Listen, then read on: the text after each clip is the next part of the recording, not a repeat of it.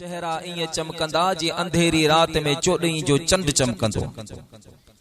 या रसूल अल्लाह छाजे करे? मुझे साईं फरमायो उहे नमाज पढ़ंदा वुजू जे करे।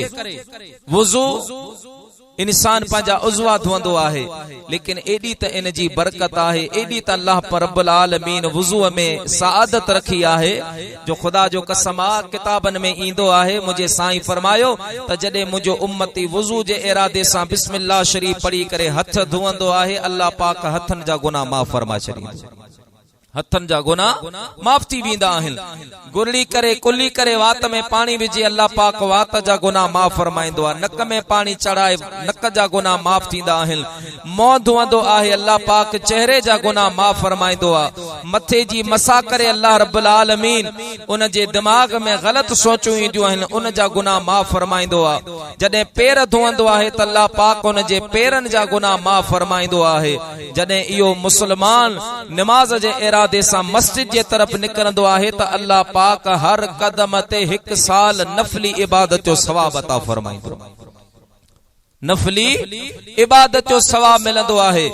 गुनाहगार बदकार मुंह जड़ो सियाकार जडे मस्जिद में अची करे तकबीर तहरीमा पढ़ंदो आहे, काबतुल्लाह शरीफ दा मोह कंदो आहे त इहो काबो शरीफ काबतुल्लाह कारो गिलाफ वेहण वारो काबो अल्लाह जी बारगाह में दुआ घुरंदो आहे। मुंहिंजा मौला जडे तुंहिंजे हिन महबूब जे उम्मती वुजू पे कयो तो पाणीअ जी दुआ कबूल करे, इन जे हथन पेरन जा गुनाह माफ कया।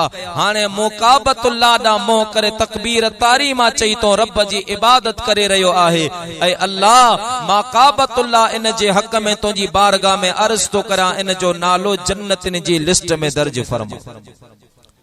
साईं करीम फरमाइन था त काबतुल्लाह शरीफ जी दुआ के अल्लाह रब्बुल आलमीन कबूल फरमाए, उन गुनाहगार के जन्नत जो हकदार बनाईंदो।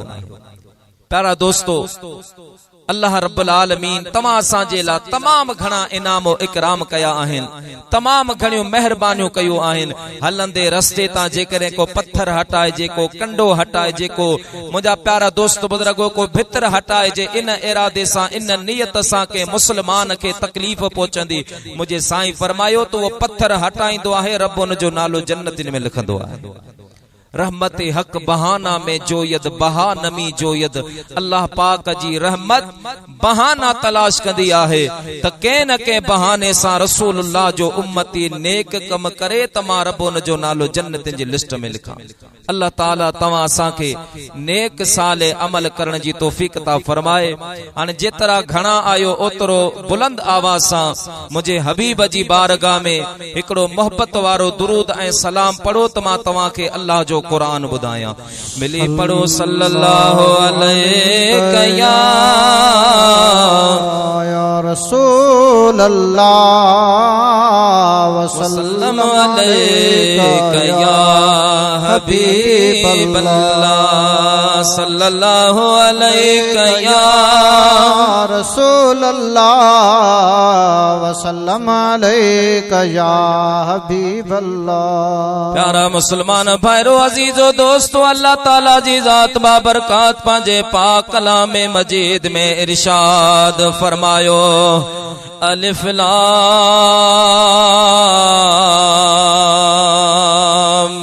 मीम ज़ालिकल किताबु ला रैब फीहि हुदल लिल मुत्तकीन।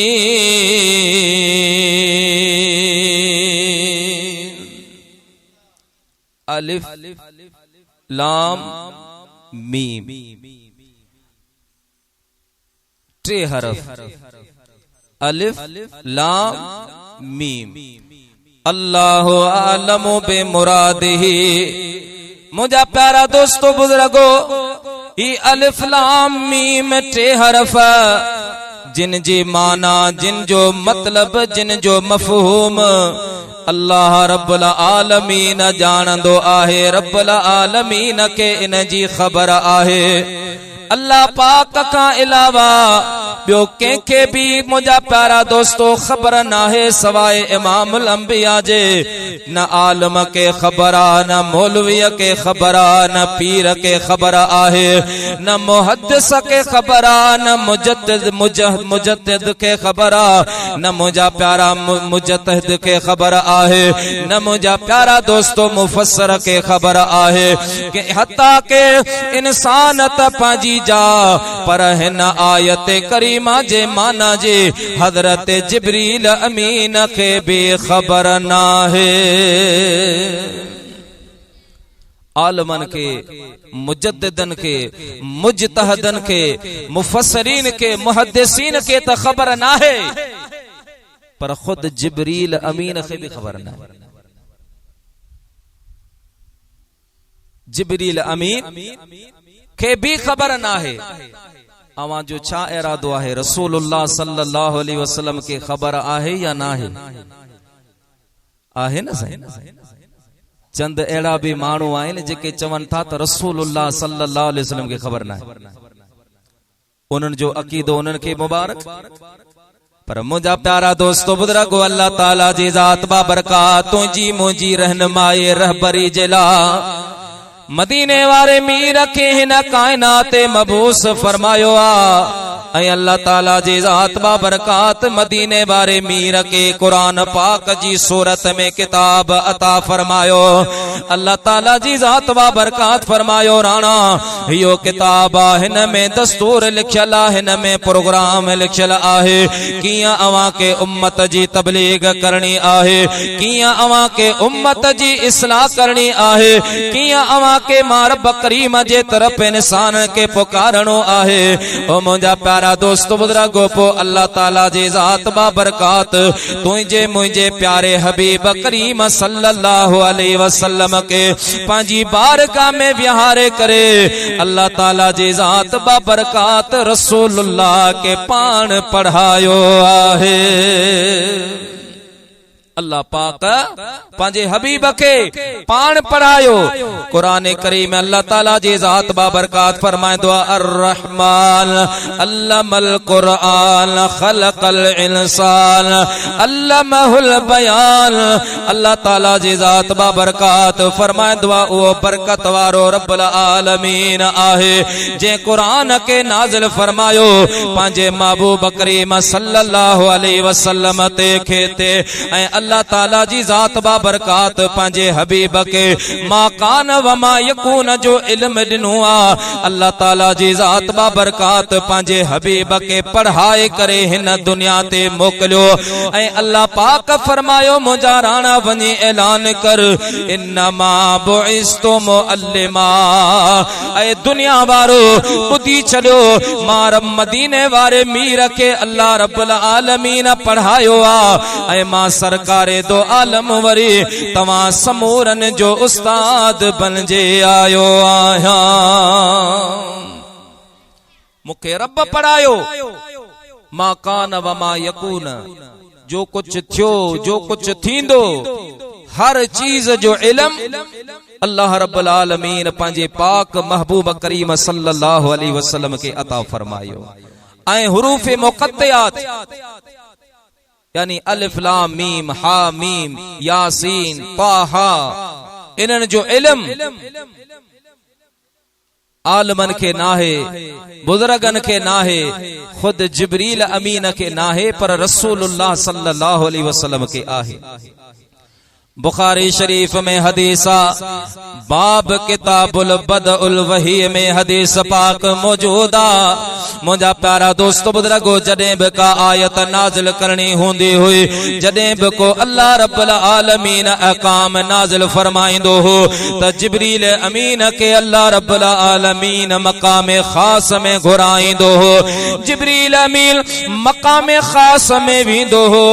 अल्लाह ताला जी ज़ात बाबरकात जे तरफा जिब्रील के आयत मिलंदी हुई मुझा प्यारा या सूरत मिलंदी हुई उन जो तर्जुमो उन जी तशरीहात मुख्तसर अंदाज में जिब्रील के बुधाई वेंदी हुई पो जिब्रील अमीन वा आयत खणी करे मदीने वारे साईं वटे इंदो हो ऐं अल्लाह जे हबीब जे बारगाह में अचे करे कुरान पाक जी आयत जी तिलावत भी कंदो हो ऐं मुझा प्यारा दोस्तों उन जो तर्जुमो उन जी तशरीहात उन मां मुस्तबिंत निकरण वारा मसाइल भी जिब्रील अमीन रसूलुल्लाह जे बारगाह में बयान कंदो हो पर मुझा प्यारा दोस्तों जदे ही आयत शरीफ नाज़िल करण जो अल्लाह तबारक व तआला इरादो फरमायो रब्बुल आलमीन जी जात बाबरकात जिब्रील अमीन के मकाम खास में घुराए अल्लाह ताला जी जात बाबरकात फरमायो अलिफ लाम मीम मुझा प्यारा दोस्त बुजुर्गो आयत करीमा अलिफ लाम मीम नाज़िल थिया ऐं जिब्रील अमीन बीठो आहे इंतजार करे रहियो आहे त हाणे अल्लाह पाक जे तरफा इन जो तर्जुमो बुधायो वेंदो अल्लाह पाक जे तरफा इन जी तशरीह बुधाई वेंदी भी जिब्रील अमीन इंतजार करे रहियो आ अल्लाह पाक जे तरफा हुक्म चो आहे ओ जिब्रील खणी वञ जिब्रील अर्ज कयो मौला तर्जुमो बुधा माना बुधा तशरीह बुधा अल्लाह ताला जे ज़ात फरमायो जिब्रील माना मफहूम तशरीह बुधाण जे जरूरत काने का मां रब हुक्म तो ॾियां खणी इहा आयत मुझे हबीब जे बारगाह में पहुंचा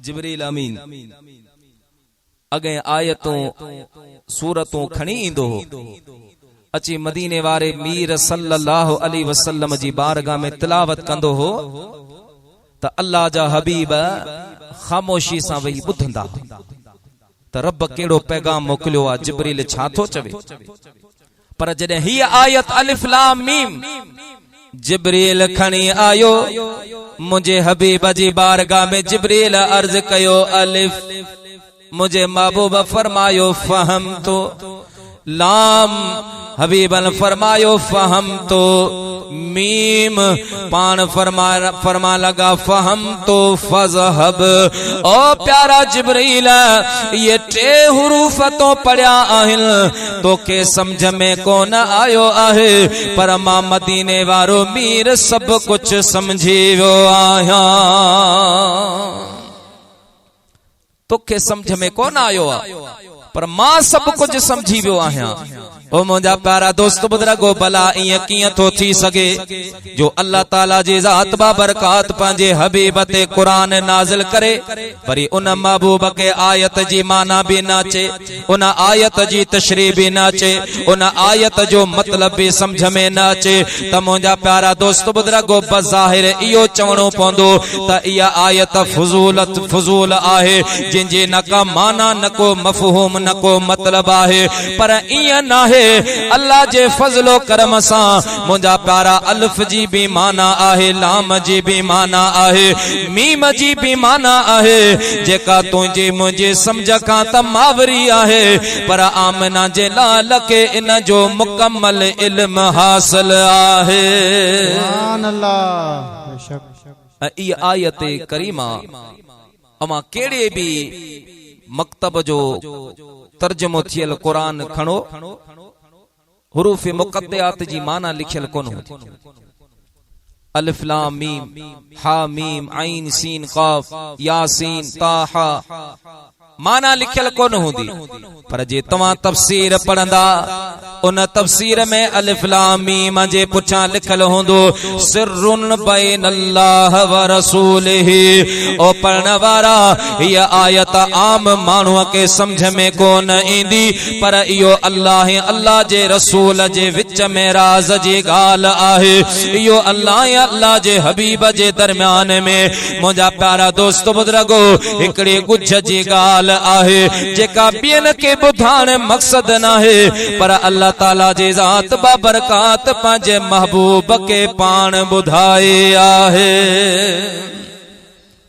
पो आलमन सगोरन इन आयत करीमा जो मुरादी तर्जुमो लिखियो आहे असल जेको हकीकतन तर्जुमो आहे उन जी ख़बर अल्लाह जे रसूल खे आहे, पर आलमन लिखियो आहे पाण फरमानता अलिफ का मुराद अल्लाह, लाम का मुराद हजरत जिब्रील अमीना, ऐं मीम का मुराद तुझो मुझो प्यारो महबूब नबियन जो सरदार मिठड़ो मोहम्मद करीम आहे।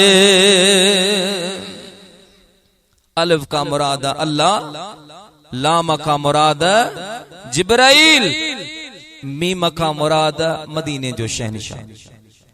कुरान पाक अरबी मुहावरे में नाज़िल छो आहे, अरबी ज़बान में नाज़िल छो आहे। अरबन जी आदत होंदी हुई जॾहिं बादशाह केॾा खत लिखंदा हा त पोइ बादशाह पंहिंजे नाले जो पहिरियों हर्फ लिखंदो हो, ऐं जेॾां उहो खत खॼो वेंदो हो, जेॾां मोकिलण मक़सद हूंदो हो, उन जे नाले जो बि पहिरियों अखर लिखंदा हा। ऐं जेको कासद उहो खत उहो पैगाम खणी वेंदो हो, उन जे नाले जो वरी आखिरी हर्फ लिखंदा हा, तां त ॾिसण वारे खे ख़बर पए इहो खत लिखण वारो केरा, खणण वारो केरा ऐं पढ़ण वारो केर आहे। मुंहिंजा प्यारा दोस्त बुज़ुर्गो, अलिफ का मुराद खत मोकलण वारो रब्बुल आलमीन, लाम का मुराद खणी वञण वारो जिब्रील अमीन, ऐं मीम का मुराद पढ़ण वारो नबियन जो सरदार, असां गुनाहगारन जो आका मदीने वारो मीर मिठड़ो मोहम्मद करीम आहे। अल्लाह ताला जे ज़ात बाबरकात रसूलुल्लाह सल्लल्लाहु अलैहि वसल्लम ते मुंहिंजा प्यारा दोस्त बुज़ुर्गो जॾहिं कुरान के नाज़िल फरमायो, तौरेत मुकम्मल नाज़िल छो, मुंहिंजा प्यारा इंजील किताबी सूरत में नाज़िल छो, ज़बूर किताबी सूरत में मुकम्मल नाज़िल छो, आयतों आयतों थी नाज़िल कोन छा, सूरतों सूरतों थी करे नाज़िल कोन छा। अल्लाह ताला जी ज़ात बाबरकात हज़रत मूसा कलीमुल्लाह के तूर सीना जबल ते घुराए, अल्लाह ताला जी ज़ात बाबरकात फरमायो, ओ मुंहिंजा कलीम इहो तौरेत आ, हिन में दस्तूर लिखियल आ, हिन में शरीयत लिखियल आ, हिन में क़वाइद ज़वाबित लिखियल आहिनि, हिन में मां रब्बुल आलमीन जो पैगाम लिखियल आ। खणी वञ, पाण भी पढ़, पाण भी अमल कर, ऐं पंहिंजे उम्मत के भी इन ते पाबंद कर, अमल करा। अल्लाह जो नबी हज़रत मूसा कलीमुल्लाह तौरेत खणी पंहिंजी क़ौम में आयो आहे, अची करे तबलीग कया। पर मुंहिंजा प्यारा दोस्त बुज़ुर्गो, जॾहिं तुंहिंजे मुंहिंजे प्यारे हबीब करीम जी वारी आई, हज़रत जिब्रील अमीन के अल्लाह ताला जी ज़ात बाबरकात मकाम खास में घुराए, पेरी वही रब मोकलिया, इक़रा बिस्मि रब्बिकल लज़ी ख़लक़। ओ मुंहिंजा प्यारा जिब्रील अमीन जॾहिं इहा आयत ॿुधी आहे, ताजुब मां अल्लाह जे बारगाह में अर्ज कई, मुंहिंजा मौला अजीब सिलसिलो पियो शुरू थे, अजीब दस्तूर पियो शुरू थे। अगे जेके भी नबी आया उन्हनि जे मथां या त मुकम्मल किताब नाज़िल छो या सहीफ़ा नाज़िल छा, पर हाणे आयतन जो सिलसिलो शुरू पियो थे। मुंहिंजा अल्लाह इन में छा हिकमत आहे। अल्लाह ताला जी ज़ात बाबरकात फरमायो, ओ प्यारा जिब्राइल ॿियनि नबियन जो मकाम मर्तबो ॿियो आहे, मुझे मिठड़े मोहम्मद जो मकाम मर्तबो ॿियो आहे। ॿियनि नबियन जो रुतबो मकाम ॿियो आहे, हबीब जो मकाम ॿियो आहे। मूसा कलीमुल्लाह तूर सीना जबल ते अचे, उते ही किताब मिले, पर मुंहिंजो हबीब किताब वठण जे लाइ कोन ईंदो। मुंहिंजो महबूब जे गारे हिरा में हूंदो त क़ुरान उते पियो नाज़िल थींदो, मुंहिंजो हबीब मके में हूंदो त क़ुरान उते पियो नाज़िल थींदो, मुंहिंजो महबूब मदीने में हूंदो त क़ुरान उते पियो नाज़िल थींदो। ओ प्यारा जिब्राइल ॿियनि नबियनि ते यक मुश्त किताब नाज़िल कया विया, पर मुंहिंजे हबीब ते यक मुश्त किताब नाज़िल कोन थींदो। 23 साल ताईं जीअं मुंहिंजो हबीब चवंदो ईअं मां रब नाज़िल फरमाईंदुसि। ॿियनि नबियनि खे किताब मिलियो जेके बि अहकाम हा अल्लाह रब्बुल आलमीन जी तरफ़ां लिखजी मुकम्मल थी ॾिना विया। बाबा ही कब ऐ मुंहिंजा प्यारा नबियो बस इहो ई हुक्म आहे, इन में तरमीम या तब्दीली कोन थींदी। पर तुंहिंजे मुंहिंजे महबूब सां रब इहो हिसाब कोन रखियो। कुरान पाक में तव्हां पढ़ो, काफ़ी अहिड़ियूं आयतूं आहिनि जेके नासिक आहिनि, मनसूख आहिनि। तिलावत त आहे पर उन जो हुक्म न आहे। मुंहिंजा प्यारा दोस्त बुज़ुर्गो, हुक्म मनसूख थियल। चेहरा ईअं चमकंदा जीअं अंधेरी रात में चोॾहीं जो चंड चमकंदो। या रसूल अल्लाह छाजे करे